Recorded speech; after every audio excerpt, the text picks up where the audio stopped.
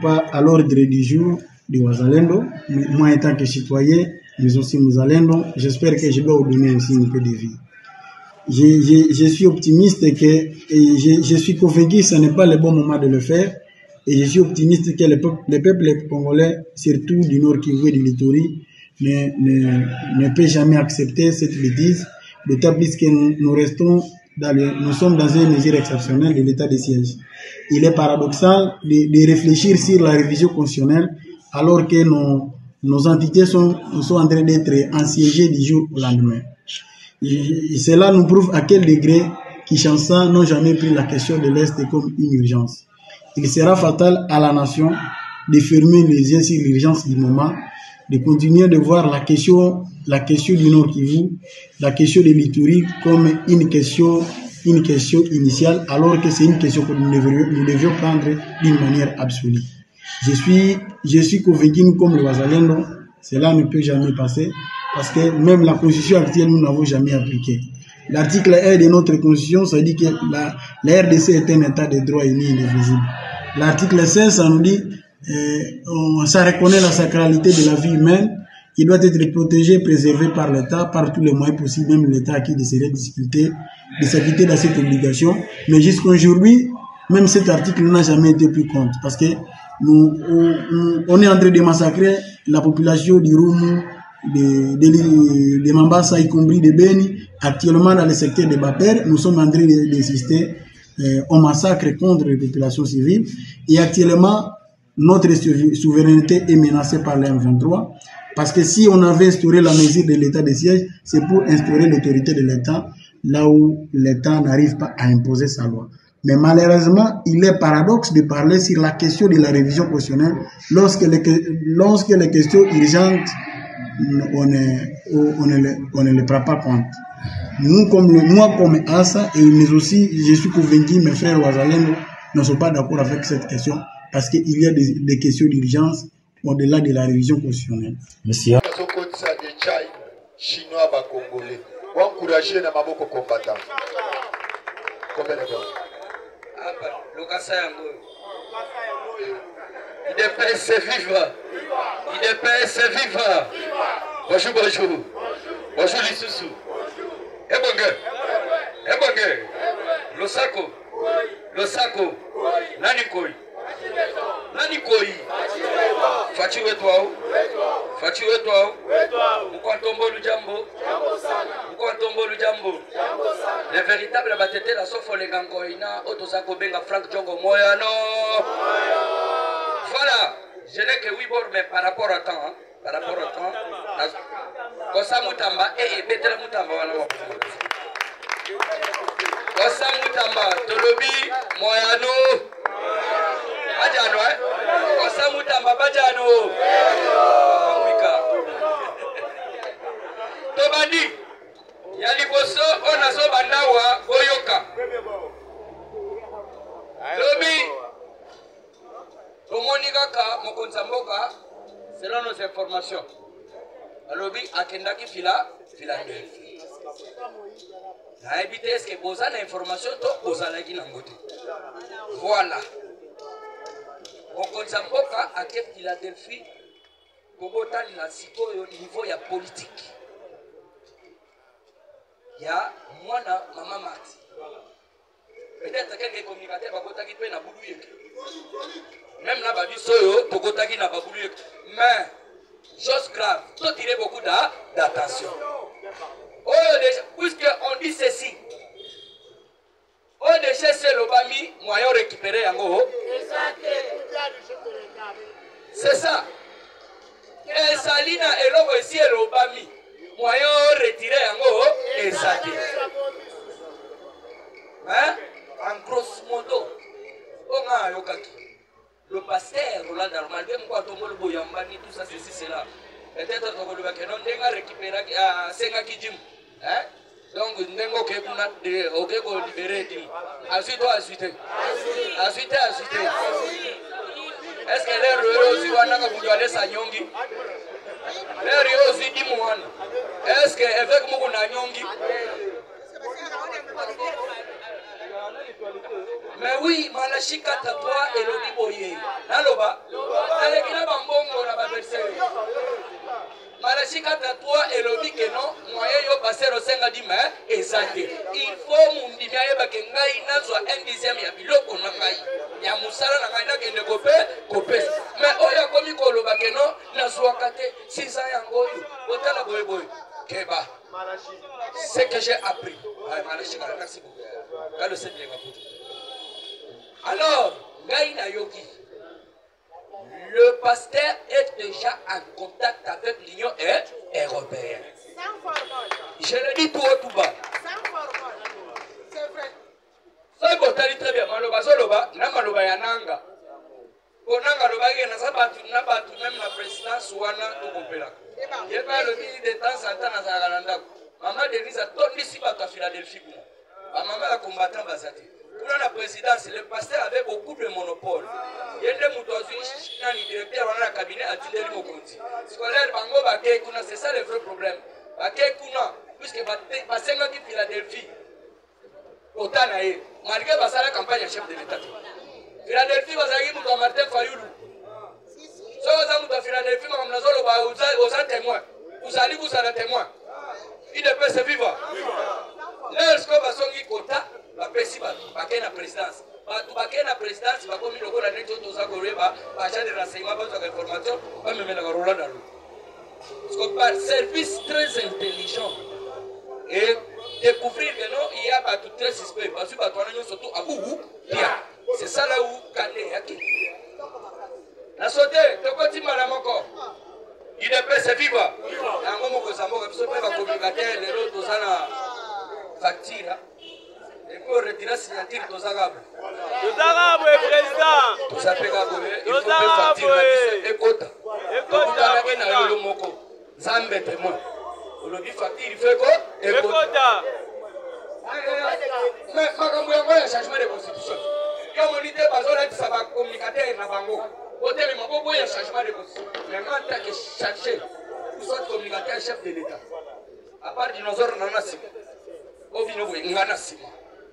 Sikoyo, Manafana Natale la bango. Okozamoko eza box de fongola mabo. Yoka dossier. Batoyo, ba vital caméra ba fandisi batu na bango. Hein? Ba communicateur na bango. Ba pesi bango mbongo. Mbongo yaki. Pona baleka na ba télévision, o basa nini? Ba sala. Donc ba sala contre changement de constitution. Or, le changement de constitution à Liboso, il faut y que non, nous devons vite changer cette constitution. Le col va Gabonais. Gabonais va changer. Le Sénégalais. Le Burkinabé va changer. Mali va changer. Awana Congo, Sogo Téléméli, constitution Zalindo. Gabon va changer. Il ne peut se vivre. Il faut Talongwa. La mandat, 5 mandats, ils sont simbatés. Congo Zagayar, tout un continent. Nous devons attribuer au chef de l'État 7 ans de mandat. 7 ans de mandat, 8 ans. Yangwa nos hommes, jour où on est dans le Bakao, la constitution est toujours changée. Loi paye à parlementaire de oui, fait quoi? Mais oui, il y a le 8 ans, le 7 ans, Oyo, Gabonais va changer. Parce que la région, et ça, comme on est la Salango de Frikala. Même Makambu ya Bamboko, il y a Kokabola Bamabele. Pour garder la souveraineté, même Gabon, au moment où je vous parle, Gabon a lobby à Boubou, et tu au Congrès, faut à la vie vigilant. Nous ne sommes pas les moments où Baboma Lumumba au Tali. La jeunesse est déjà la conscience là. Donc nous devons dire que notre régime semi-présidentiel. Donc on a un régime présidentiel. Nous avons continué surtout au PSA comme on continue à Yambo. Ministre a sali Boussoba le lobby à 12 heures à Boubou. Comment pas? Comment pas? Et puis pour le moment où je vous parle, le chef de l'État avait dit très fort. Alors il dit, qui est cet homme-là qui peut me contredire? Et puis nous sommes dans une ignorance. Permettez-moi le terme. Quelle ignorance? Donc personne ne peut contredire mon avis. On a changement de la constitution. Donc on est ça le milieu.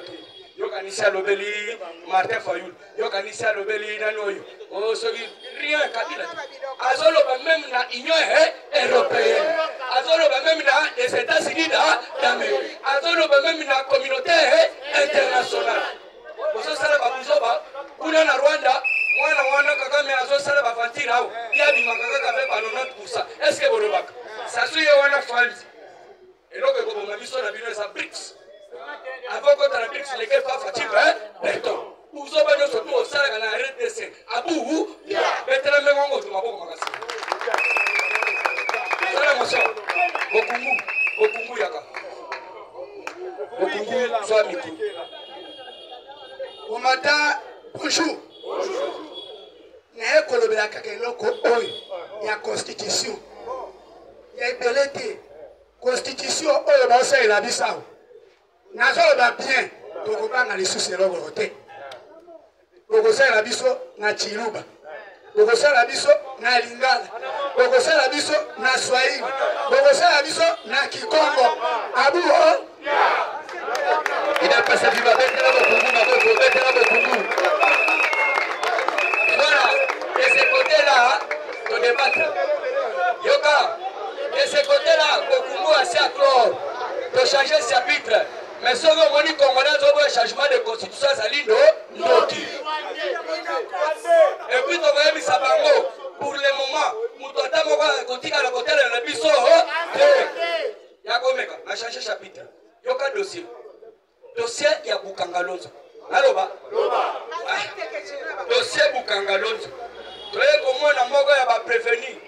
Akeko loba ke no mansonyon so dosali na kati ya Bukangalonzo te. Forage na lampadaire. Oyebi dossier ngo forage na lampadaire. Alors boyoka sikoyo mibale o bakanga ki bakosamba. Moko na kotanga kumbulubi. Alobi boy makambu nyonso tosalaki. Ezali na mutuya Nicolas Kasa et puis de deux au lieu ya 1000 forages ya lobi 1300 forages. Ana pesi na information na moni cordon sana na koki kosala ba vantirte. C'est sanga Matata Kabila Lubanga Claude Lubaya Fayoul Soriano Kikuni Mukwege font les blocs. Bango pe basali bloc na bango. Parce que contre changement de constitution.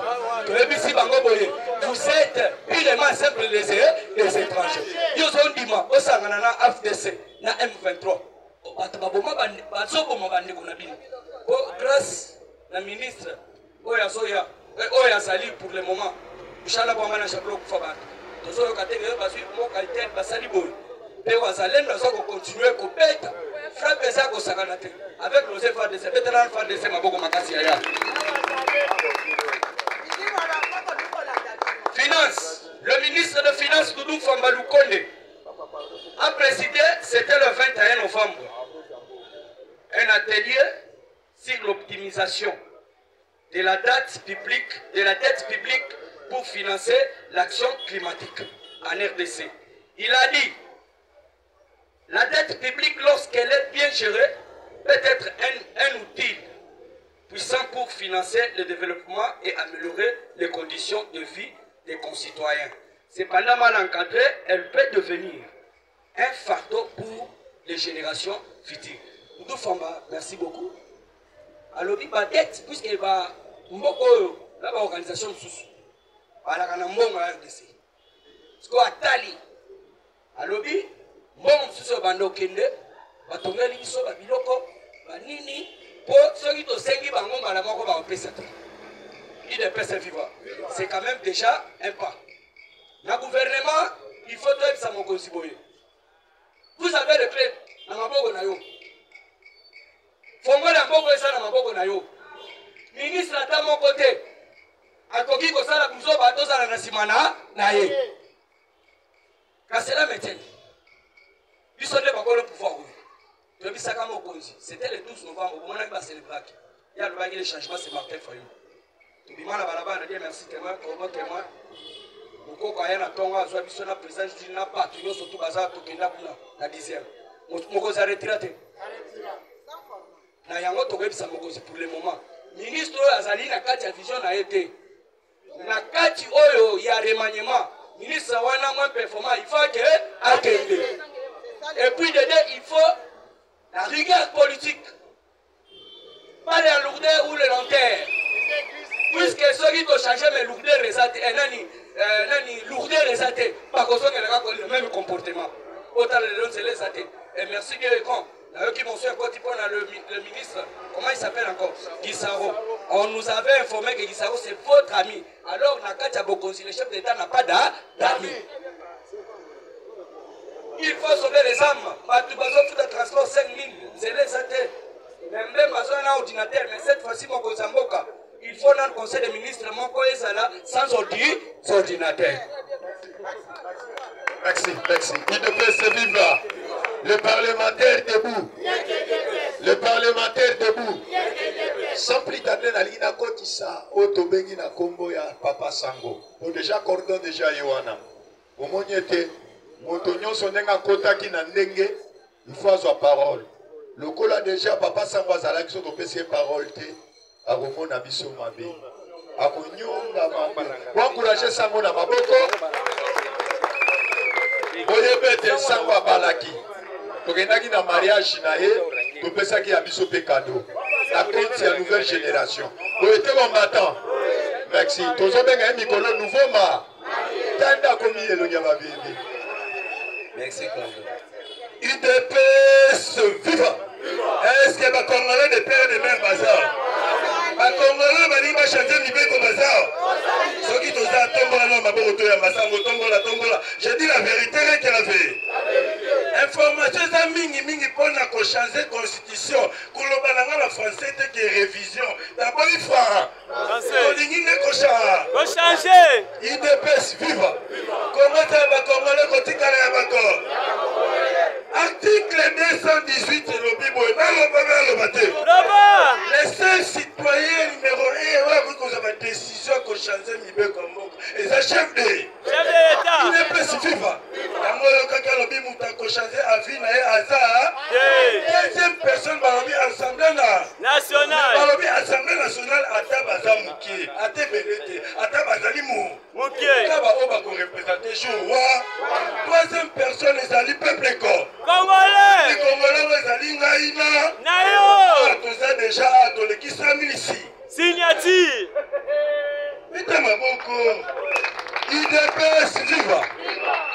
Kabila en 2006 a changé la constitution et puis sur avantage inutile. Na Libye, constitution à Libye, va sommer là, qui va quête, va la transport et c'est là qui prend les étudiants. C'est important au Liban, on peut faire des étudiants gratuits. Nangola, ceux qui ont samba, Nangolais d'origine. La constitution n'a pas si angolais, on a déjà 50% d'avantage. Il n'est pas suffisant. Les Brazzaville, constitution n'a pas le bison moutassi, classe maman dans la police. Si vous avez ça n'a pas si avantage là. So katega là-bas. Si vous avez fidèle à Mbongo. Le bonheur le matin. Lobby, fidèle à Mbongo lobby boy. Peuple jeunesse congolais, vous allez manipuler tes partis séquelles du bobo de la constitution à mort. Abina Kizé Tshisekedi, aligné à utiliser la constitution à Mboka, a utilisé le peuple congolais gouvernement. Nana lobby boy. Mukolo kaka o fudala mbongo ko organiser marche abima ngela okipe ete otika yale kasoki bomonye bokanyela ngai boyela ngai mobi IDPS FIFA Congo ça va congolais otika na bako ya ba congolais au contraire tant on est ko sangana bango ezala ki marche biso ne tonne ko kabala bango 55 samba simikana quoi azo sala kala bo IDPS viva Sangwa simbi kwa azosala okembo mais ayoka na sima abi weza fo ba frère te weza fo ba komba IDPS viva Congo za ba Congolais otika na bako soki alobi na zolo babongo ezali ngai sango ya ide aloba na pe kisa bandeko bolingo mokonzi azala na biso. Merci. Merci les grands sango. Le robo mondial lati Zambalateur, mais Zambala va y baquer. banda kuta kobala abosani godboy talaka bamupe bayibisama bato mutema mawabosombela sango zambala combattant d'élite ntango ozomona basango bazoloba ete baza à côté ya peuple bazokosa yo l'université le plus cher oyo tobengi na Congo mobimba ezali université église yango omoni meme na bango baoto basambaka na église catholique balaka na droit te ya kotangisa mwana na bauniversité na bango oyi bafutaka combien te 700 te bafutaka $1400 $1400 université catholique bafutaka $1400 UDPS viva combattant de l'île sans plus tarder Kondo azali wana namoni déjà président Sani bien vêtia président Sani mikolo elengi fort nazokotisa oyo tobengi cordon lokola président Sani akotaki na retard oencourage cordon na maboko combattant te kobetela cordon maboko balobaki ete papa ayaka na chasse papa soki ayi na chasse fo koyamba ye na esengo oyo te combattant biso toza na tata na biso moko tobengi oyeba komba cordon na biso kombo na ye nani te yozoloba bien te kombo na ye nani nazokotisa cordon René mais prof nakoki oza na motion olobaki oza na motion derrière retard omoni ntango yo ozalaki te azalaki kuna liba ntango amoni yo ye aye kokota fotoyebisa na verité boye te kobata nake koluka batu libanda o ye atelemi libanda atindi batu bake kotia bashi boye baye kopesaka rapport kuna me nalobeli eloko moko te boye te kobata nga naza manzakile mete nga nazali die merci oyo toyebani malamu boye te kobata napesi émotion encouragé na maboko kobata. Il est pas de vivre. Puisque le cordon là, je serai minime pour 2 minutes seulement, je vais dire une chose. UDPS vive. Ceux qui veulent Félix, il faut que Félix lobby. Il y a un adage qui dit, on répond les imbéciles par... Hier, le président Félix était à l'église de Philadelphie. Si le président n'était pas venu hier, les lots Philadelphie me zappaient sur. De deux, le président a corrigé, a humilié Roland Dallon dans l'église. À côté, voilà ma image, à côté, tu offrande. Parce qu'elle va qui appelle ça offrande. À côté, tu offrande. À côté, ma boca. On l'a même invité. Mais toi, tu avais dit que lui ne donne pas l'offrande. À Tchakalbo, on n'a pas niété. C'est une erreur grave. Et ça prouve aujourd'hui une chose. Que M. Roland Dallon n'est pas un pasteur. Même Élisée, il a dit ceci. À l'époque où l'église était église, Roland Dallon lui-même a dit qu'il était grand pécheur. Pécheur avec P majuscule. Lui-même, il y a des vidéos. Pendant qu'il y avait église. Et il a quitté l'église comment? Parce qu'il avait dérangé une femme avec sa fille. C'est pour cela que le pasteur de l'église l'avait chassé de l'église. Et à quel conseil est-ce que l'église n'a eu par rapport à la chassé de l'église. Donc pour dire, hier, moi, par rapport à ma réaction, j'ai aimé l'attitude de mon président. Silence, correction et humiliation. Il est venu. À comment il y a ma voiture dans le Yemoko. Président, qui aussi ma présidente, il y a l'autre est là. Il a parlé l'autre est là. Maintenant, hier, l'autre est là était présent dans l'église. Il est venu, il est entré. Comme il a dit, l'église va déranger. Comment ça s'appelle pas distraire. Et après, le président s'élève pour sortir. Il est allé dans le panier. Il a déposé. Et qu'ils nous disent, c'était combien? J'ai dit, je vous merci. UDPS viva. UDPS viva. Le col accordé le bitoko de sa présidence Sani. Président Sani a Zali Wapi. Merci.